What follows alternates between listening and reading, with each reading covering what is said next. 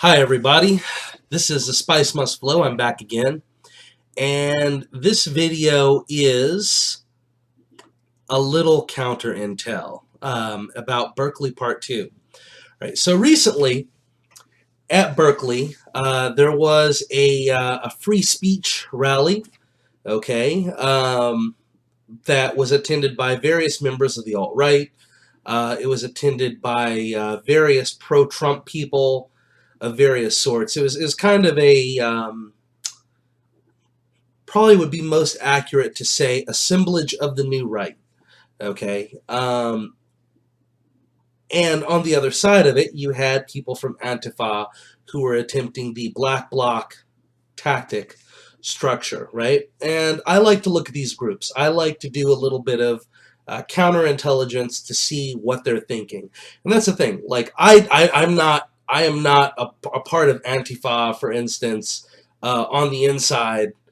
Okay, in one of those groups. If I was, I wouldn't be doing videos talking about right-wing politics here. It would be a very bad idea. But, I can publicly look at their stuff on Reddit. I can publicly look at their various websites. I can look at BLM's website, and I can read comments. And I've had a belief for a while now that the comments you see in various forums and boards, okay, are going to give you an idea of the consensus of various groups, okay? And I can tell you right now from observing these and reading these and seeing what it is that they're talking about, they're a little worried. That's number one. Number two, they're kind of flailing about when it comes to tactics and structure. Number three, they don't really understand who it is they're fighting. I do believe that there are times where people who are on the new right don't understand the left in terms of who they're fighting, right? Exactly who the target is. But I would say that the left is a bit worse about it. The first thing I would say, number one, is that the left does not seem to understand that the people who showed up were not just all right. Okay, so you have these people and, associated with Antifa and people like that who are basically saying, oh yeah, well, there were these Nazis.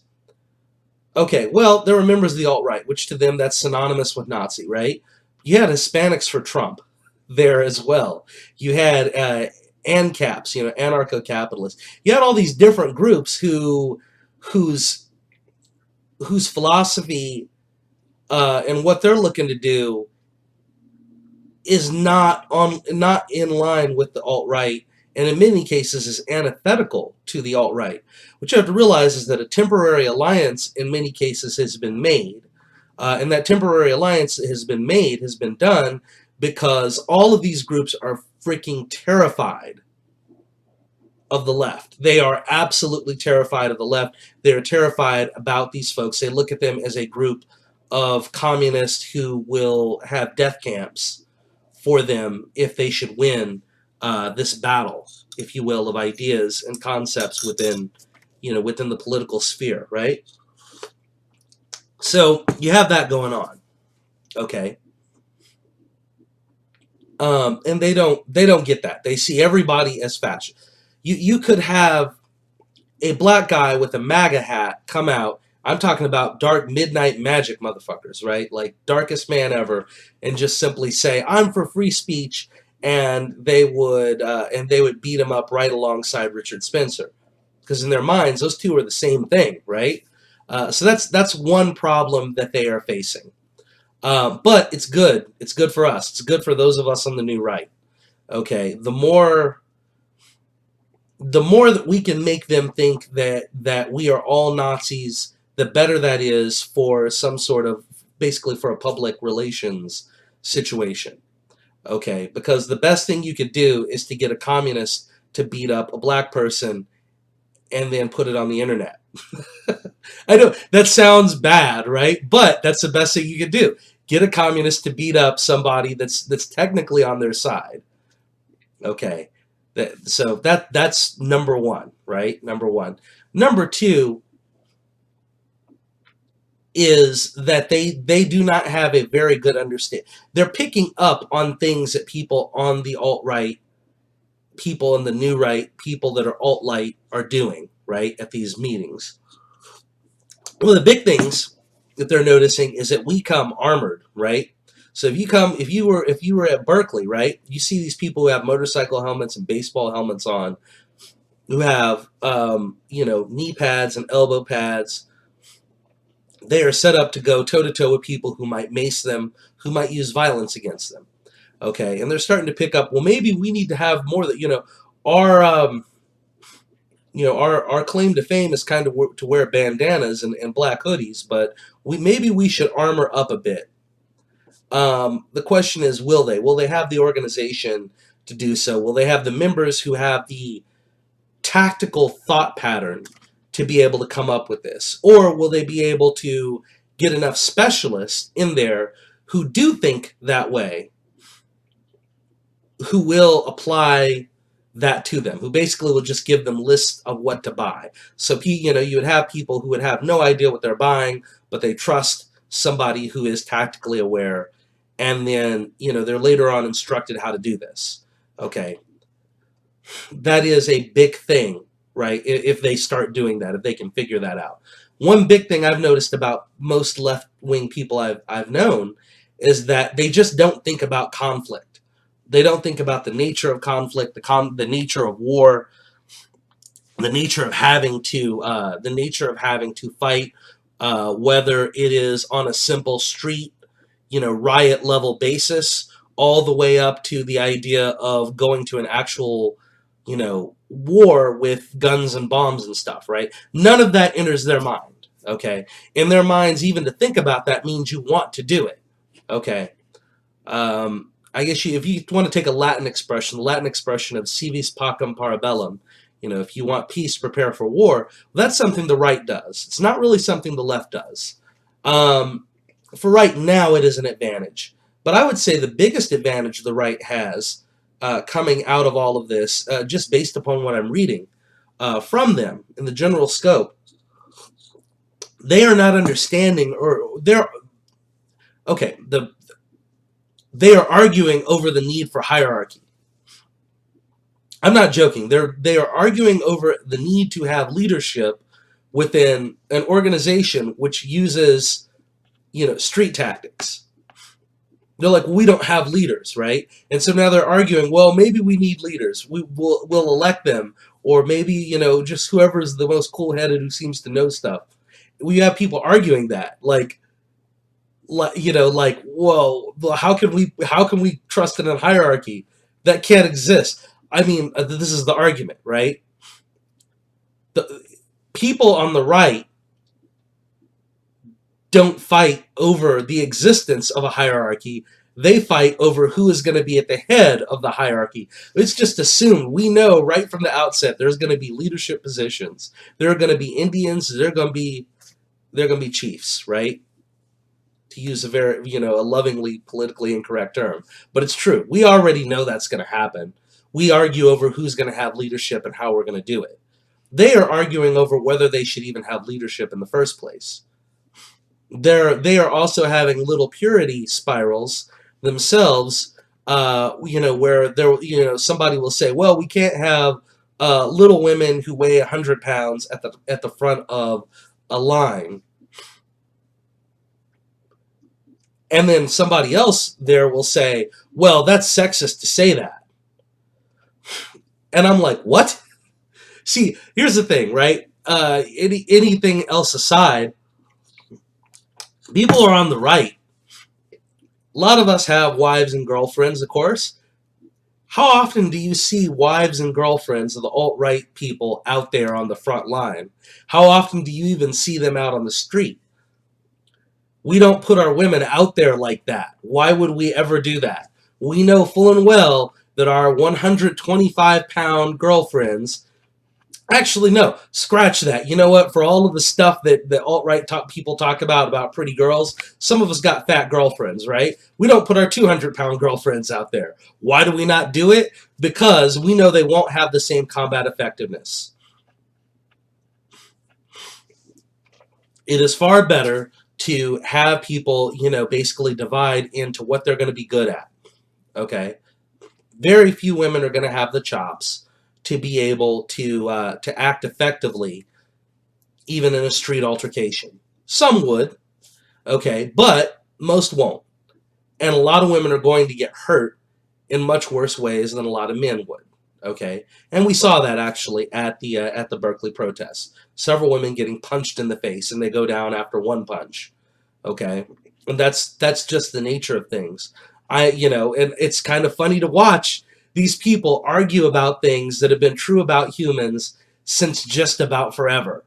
Okay, but these things are all advantages to the right as things get more and more violent in our society regarding these political acts, right? Um, we want them arguing in favor of putting their women out there in the front line to get smashed in, to get their faces smashed in. We want them arguing over leadership and hierarchy, and can they even have leaders, and how would they even do the leadership thing. We want them to do that. We, of course, don't want them to learn the tactics of how to do this, right? Um, right now, one of the biggest battles amongst them actually is arguments over the obtaining of weapons. How do they obtain weapons? A lot of them, they basically do admit, and here's one of the more interesting things. They admit that their power base is largely in the cities and in the blue states, where gun control is more prominent and more, I guess you could say, pervasive, you know. So that they are admitting to their power base. They are admitting, that they don't, for the most part, have very much access to weapons in comparison to a lot of the people who are trying to stand against Antifa. Um, Here's what I can say though regarding that, and this is one thing that I do believe everyone on the right is going to have to come to realize before too long. Okay. Yes, we have an advantage in terms of tactics, in terms of hierarchies and understanding them and understanding leadership, and understanding the concepts of honor in combat. Okay, we have a lot of veterans on our side. We definitely have more military going with us. But we would be fools to think that there's no one on the left who can teach them how to do this stuff.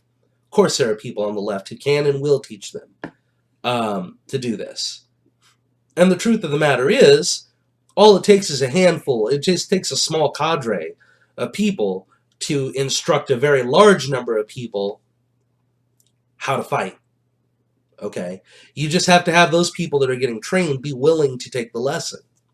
So these are things to consider that I've seen in the general picture. Now, the consensus seems to be amongst the left. The only consensus I've been able to gather amongst them is that they seem to believe that in the future they need to draw on a larger number of people. A, and B, they believe that they will win. Okay, I will put it at, they have a religious devotion, okay, to the concept that they are right. Okay, and instead of believing that God is on their side, they believe they are on the right side of history, as that Marxist expression goes. Okay, so, but that they have a religious belief about that. The far left does believe that they are right and that they are going to work this out and that they must fight, to eventually put people like me in death camps.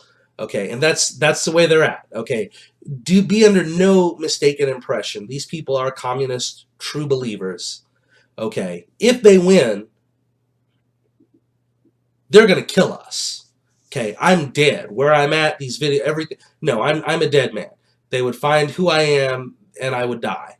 Okay, um, that is the only consensus I can find. But even in that consensus is a good thing. Okay, because if you look at these folks and look at what they're advocating for and look at how, look at how they are going nuts even in their own purity spirals, right? You see, the only purity spirals I'm really seeing right now on the right are from the alt-right, where they're like discussing percentages of what makes you white and stupid stuff like that, right? I mean, that's one segment of the right. One little segment of the new right is purity spiraling over the percentage of whiteness you need, whereas no one else cares about that, okay? Whereas the far left is taking up more and more of the space known as the left, right? They're taking up more of the space of the left, and they're purity spiraling over gender and just what you need to do if you're white to make up for your existence as a white person, especially if you're a straight white male. So overall that looks good. Okay, they are. I always thought it would be difficult to purity spiral harder than the alt-right. But the truth is, the far left beats the alt-right on that one by leaps and bounds. So there you go. Any rate, though, yeah. Just giving that little update. Spice must flow. I'll talk to you guys later. And as always, furthermore, I consider that Islam must be destroyed.